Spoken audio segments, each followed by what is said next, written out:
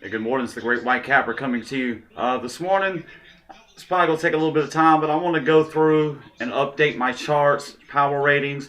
This is going to probably be more as a tutorial and a little presentation to show how I create lines for the upcoming week. I'm going to go ahead and start my work for weeks 12 today.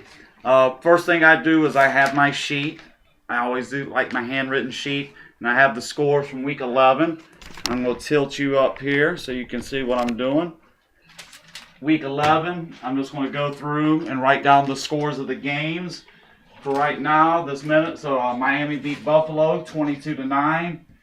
The chart basically had no play because the bookie line and the line I created was essentially the same. So there was no play there.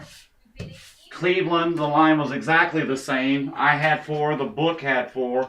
They get their ass kicked by Houston by the score of 23-7. I will say I designated this game as my garbage can game for week 11. Essentially, it's a game that I'll play over, or it's one of those boring games where the fans are falling asleep at the end of the third quarter. And essentially for the home fans in Cleveland, I'm sure they were dozing off, if not booing. So the garbage can game worked last week perfectly. Pretty much every game, it seemed like yesterday went under. So it was a good week to be on unders. Moving down the list here, I got Chicago, which was my top bet of the week for week 11. I had the Bears by 4.5, 1.5 line. Bears won that game 21-13. That's a chart, predicted that one correctly. So the first one, that's a winner for the chart. This is one the chart got wrong. It had line value on Philadelphia yesterday. Obviously, there was no value in doing anything with the Eagles yesterday, as they were absolutely destroyed by a score of 53-20 at the hands of Green Bay. Hindsight's always an easy thing to work with. If you really thought about it and dwelled on it long enough, you would have realized this was a bad spot for Mark Sanchez. Aaron Rodgers at home has been eating people alive. Like I say, hindsight's 20/20 in some circumstances, but right now you can obviously say a team like Green Bay and the New England Patriots are on fire. Yeah, as Marv Albert would used to say, they're on fire. Anyway, chart got that wrong, so that was a loser for the chart. Kansas City by 3 is what my wild chart had. The actual line was a pick. KC wins this game by a score of 24-20. That was a winner for the wall chart. I actually personally bet the other way on Seattle. I did that, and I won't get into detail as to why, but my wall chart here at Carolina by 5.5 spread was Atlanta plus 2.5. Atlanta won that game 19-17. If you took the Panthers late, you won your bet. It was all that late money on Atlanta. Pushed that spread too far. Now, I was on the Carolina Panthers at home. I will say this, an observation from watching that game, that the Carolina Panthers had the worst coaching staff in the National Football League, bar none. The players on the field are getting no help from the sidelines. The people that are supposed to be organized and helping the team develop a plan, a winning game plan, and a winning formula, they're not doing it for the Panthers. The players on the field are being let down with shitty fucking coaching, bottom line.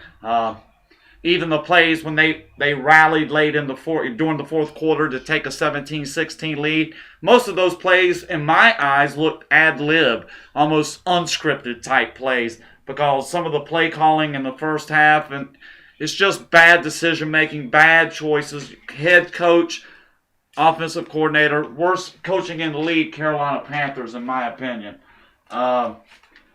Cincinnati, New Orleans. I had New Orleans by 7 on the wall chart. Bookie line 8.5. New Orleans loses 2 straight home games for the first time in Lord knows how long. It's been a long time. Definitely since Drew Brees has been there. That's going to be another winner for the wall chart, as it said that 8.5 point spread was too high. Here's one where the wall chart was wrong. I had Washington by 9 on the chart, spread 7.5. Tampa Bay goes into the nation's capital and totally dominates the game. If you had the Tampa Bay Buccaneers yesterday, congratulations, man. That was a great play. Robert Griffin III, all that situation, it's just a nasty mess. That team is dysfunctional.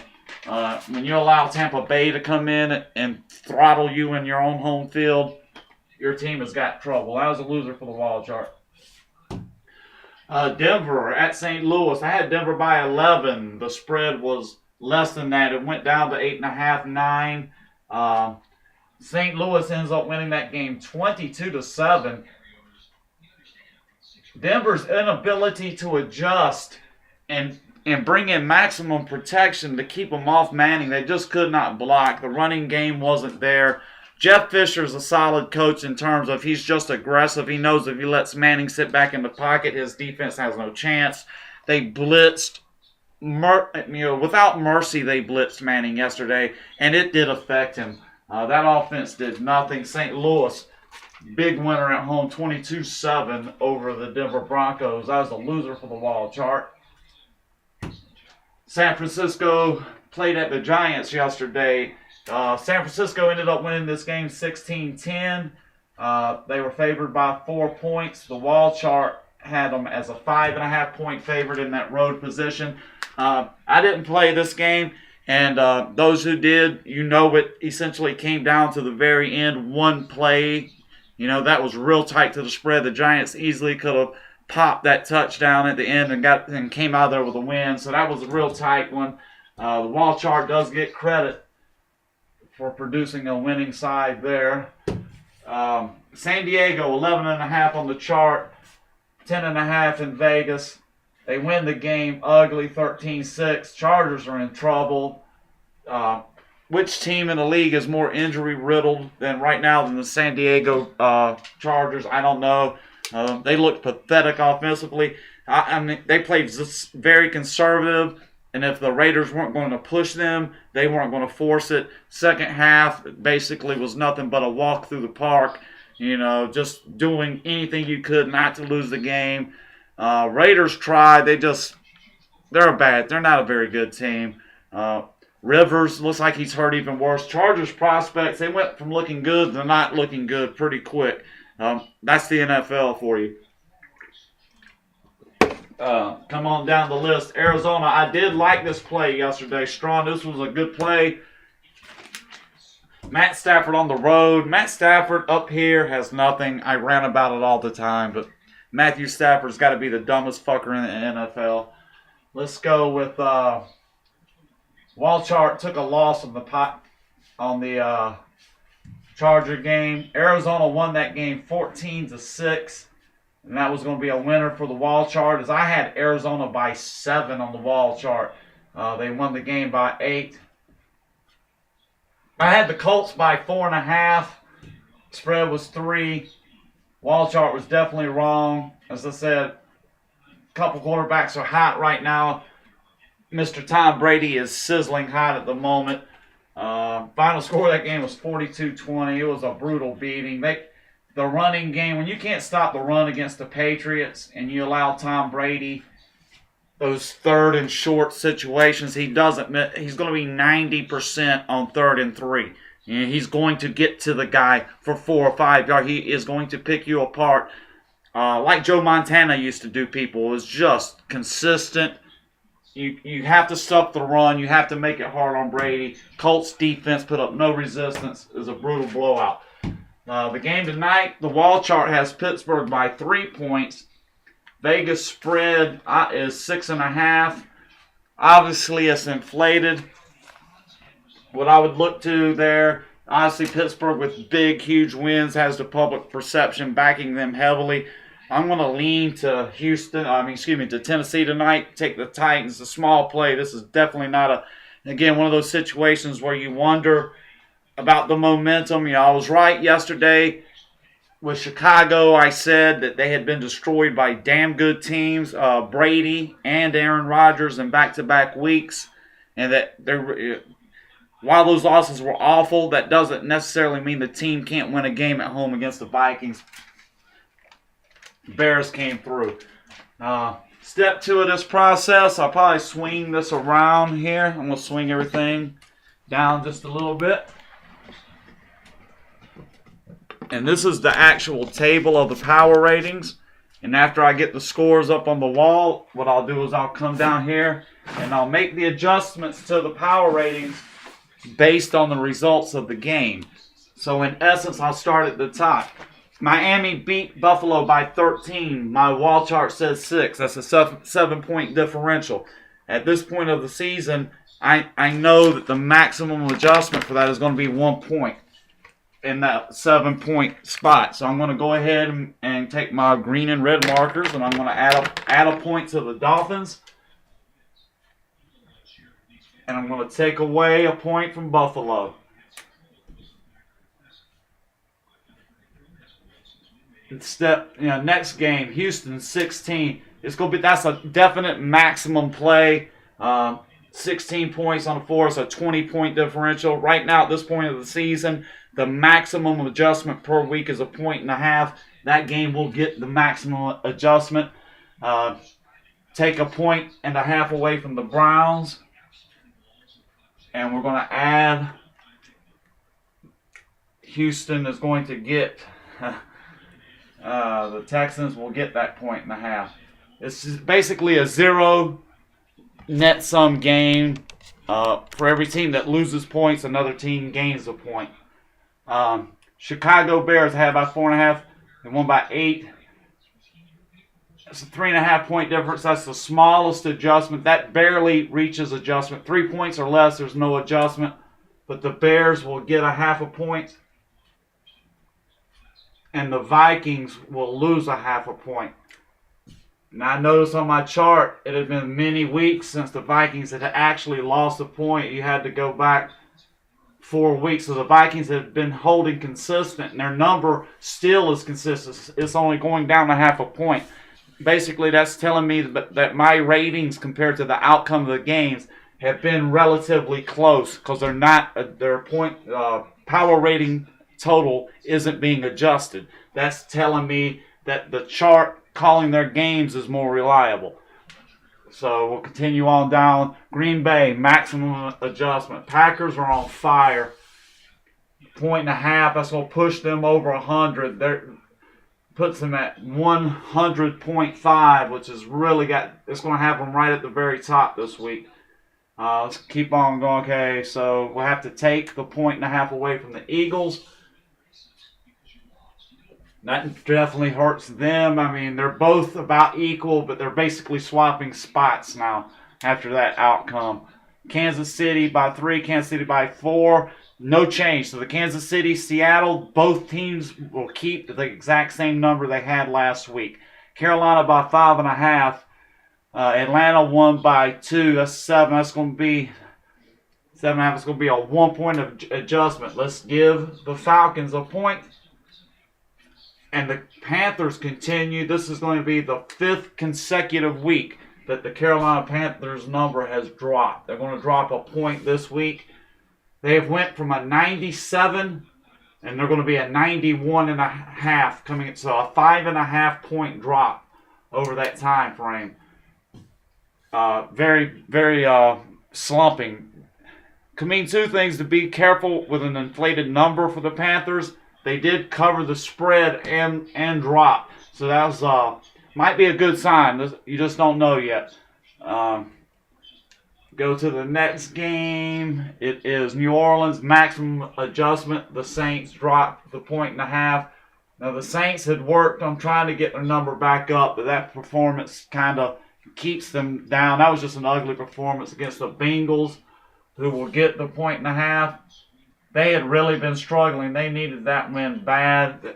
Their number had been slumping. They had reached 100, and by last week, they were down to 90. They were down to 93, so now they're back up to a 94.5. Washington loses the maximum. Redskins minus 1.5 points. That's going to drop them under 90. they're really getting down to the basement. And once you go under 90, you're a bottom dweller. Let's go ahead and add that point to Tampa Bay, which is solidly, even with the huge adjustment, they're still under 90. They got a lot of work to do, but that was a good win for Tampa Bay. Denver, maximum loss for the Broncos. And that was an ugly loss for them. Good win for the Rams, who on the road definitely hit a skid. That was a good spot for the Rams yesterday. If you bet the Rams yesterday, good call. Good spot for the Rams after they had been demolished on the road. I was on Arizona. I bet against the Rams twice as my best bet, both on the roads, at Kansas City and at Arizona. I was big time against the Rams, but at home, I backed away, just knowing that they play much better at home, and they did. So good call. I did not have that, but good call to anybody on the Rams yesterday. Coming on down that list, San Francisco, 5.5 on the chart, 6 result, no change. San Diego, 11.5 on the chart, actual result 7, 4.5. It's going to be a half-point adjustment. So the Chargers lose a half point, which they've been doing a lot of. And the Oakland Raiders get a half a point. And it still keeps them down at the very bottom. The Raiders are an awful team. Arizona by 7 on the chart, 8 actual result. No change on that one. And then New England, maximum adjustment upward for the Patriots. That's going to put them at 100 now. It'll be the first time this season the Patriots rating. So they have been on a steady climb. Patriots now at an even 100 power rating according to my index. We're going to take away the maximum from the Colts. That's going to knock them off 100. So they're now 98.5. And then tonight's game will make that adjustment tomorrow. We know I'll go through and put slashes on the other teams that either have buys or got no adjustments. We know that Pittsburgh and Tennessee play tonight, so that's in the AFC. Go ahead and quickly make these marks so I can. Tennessee don't mark, and the Steelers don't mark.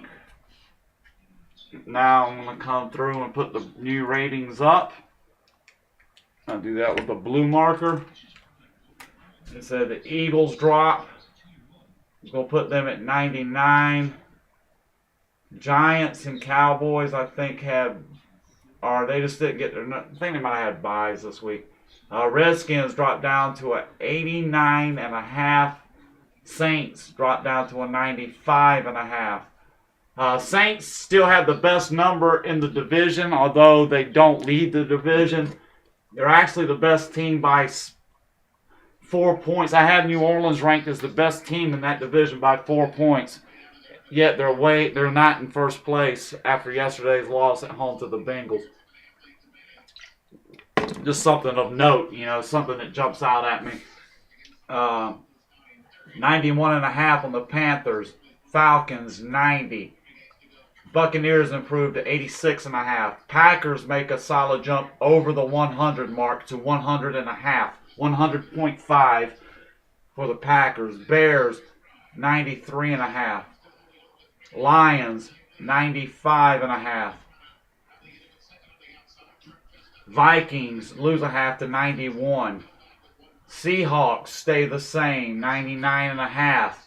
Niners stay the same, 98.5. Cardinals stay the same, 99.5. So I have the Seahawks and the Cardinals.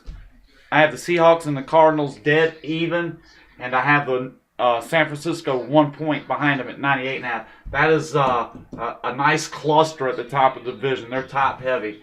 Rams will go up 1.5 points.